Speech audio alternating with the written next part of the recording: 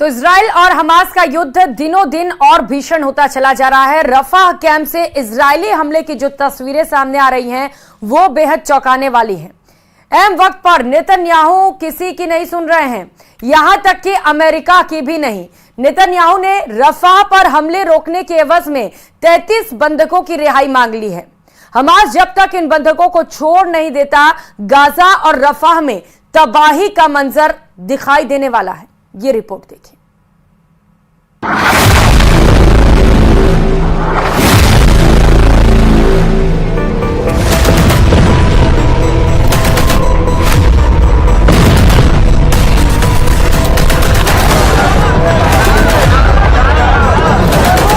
धुएं का उठता गुबार,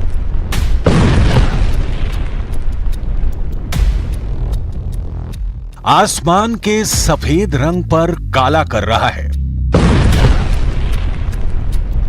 बम के धमाकों की गूंज गाजा के गली गली में खून बहा रही है और इस बीच मदद के लिए आकाश से गिराए जा रहे भूखे पेटों के लिए भोजन।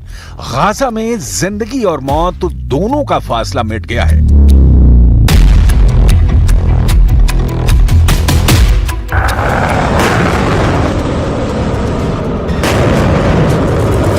इजरायल अपनी पूरी सामर्थ्य के साथ गाजा को रौंद रहा है। प्रचंड युद्ध के आगाज के बाद गाजा के निवासी सुकून का एक पल भी गिन गिन कर जी रहे हैं। पता नहीं कब बम का गोला गिरे और जान चली जाए। गाजा की सबसे लेटेस्ट रिपोर्ट आपको आगे दिखाएंगे। उसके पहले एक चौंका देने वाली रिपोर्ट जो बताती है कि गाजा की मिट्टी बारूद से नहा चुकी है। तबाही किस लेवल पर और कितनी हुई है, ये देखकर आप सन्न रह जाएंगे।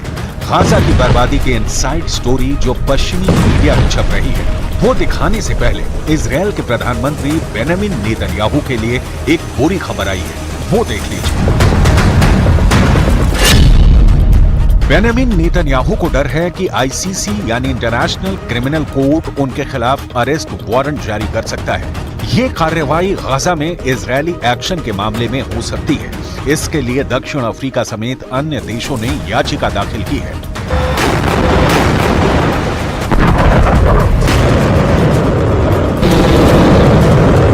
इसके पहले आईसीसी ने रूस के राष्ट्रपति व्लादिमीर पुतिन के खिलाफ अरेस्ट वारंट जारी किया था। पुतिन पर आरोप है कि वो यूक्रेनी बच्चों को अवैध तरीके से रूस लेकर आए। आईसीसी के इस कदम की तुलना टॉयलेट पेपर से करते हुए रूसी अधिकारियों ने इसे बेकार बता दिया था और पुतिन ने यूक्रेन पर हमला बंद करने की जगह और बढ़ा दिया।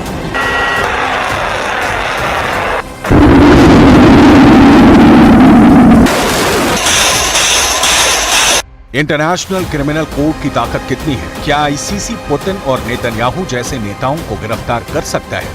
इसकी डिटेल आपको आगे दिखाएंगे, लेकिन उसके पहले नेतन्याहू के नए इरादे देख लीजिए। नेतन्याहू ने कहा है कि मेरे नेतृत्व में इजरायल अपनी आत्मरक्षा और अधिकार को कमजोर नहीं होने देगा।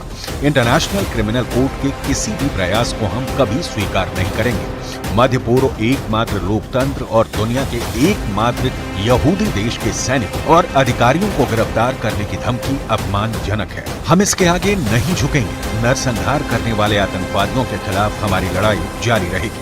हम अपनी रक्षा करना कभी बंद नहीं करेंगे।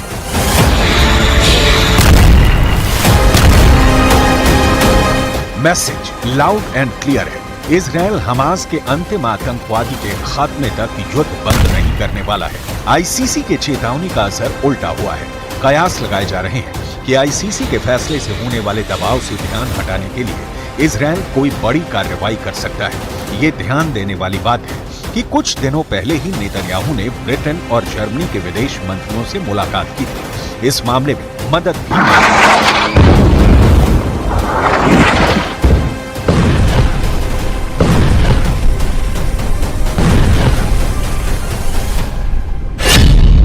प्रधानमंत्री बेंजामिन नेतन्याहू ने मोसाद हेडक्वार्टर और दूसरी सुरक्षा एजेंसियों का दौरा भी किया है।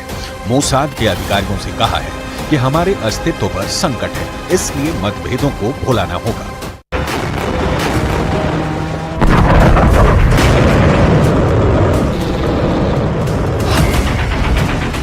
मतलब इजराइल ने गाजा को नेस्तनाबूद करने के लिए एक और सीक्रेट प्लान की तैयारी कर ली है। रफा में लगातार इजरायली हमले इसकी बांधी। इजरायली प्रधानमंत्री बेंजामिन नेतन्याहू पर इंटरनेशनल क्रिमिनल कोर्ट का कोई असर नहीं है, लिहाजा ये समझना बहुत जरूरी है कि क्या आईसीसी के पास ऐसी कोई ताकत नहीं है कि वो इजरायल के खिलाफ कार्रवाई कर सके। इंटरनेशनल कोर्ट अंतर्राष्ट्रीय अपराधियों के खिलाफ मामला लेता है। नीदरलैंड के हेग में इसका बेस है और कुल 123 देश इसके सदस्य हैं। 2002 में बना ये कोर्ट वॉर क्राइम, मानवीयता पर खतरे, नरसंहार और दंगे फसाद के अपराधियों पर कार्रवाई की बात करता है, लेकिन इसके पास कोई पुलिस फोर्स नहीं है, यानी सदस्य देशों पर इसके फैसले को अमली जामा पहनाने की जिम्मेदारी होती है।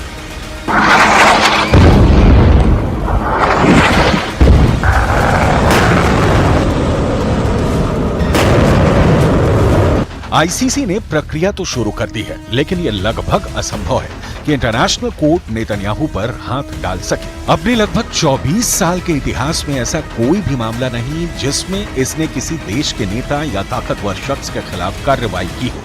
तो आईसीसी भले ही फैसला सुनाए, उसे जमीन पर उतारना मुश्किल दिख रहा है। नेतन्याहू इस बीच फुल एक्शन में है और गाजा के खिलाफ जिस तरह की कार्रवाई कर रहे हैं उसका नतीजा दिखाती एक रिपोर्ट सामने आई है। इजरायल के गाजा में जारी हमलों से किस तरह का नुकसान हुआ है, इस पर संयुक्त राष्ट्र के एक शीर्ष खनन अधिकारी ने बड़ा दावा किया है।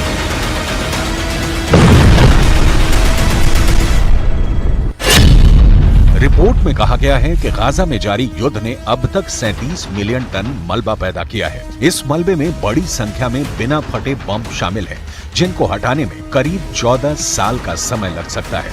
गाजा में प्रति वर्ग मीटर जमीन पर औसतन 300 किलो मलबा है। द गार्डियन की रिपोर्ट के मुताबिक गाजा में इस वक्त मलबे की जो स्थिति है उसे 100 ट्रकों के साथ हटाने।